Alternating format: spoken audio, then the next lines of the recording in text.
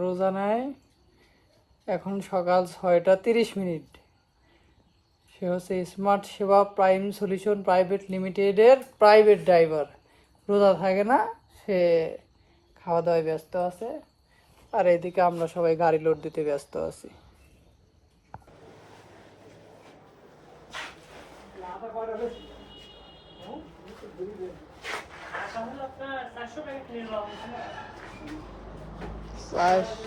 নিয়ে গেলে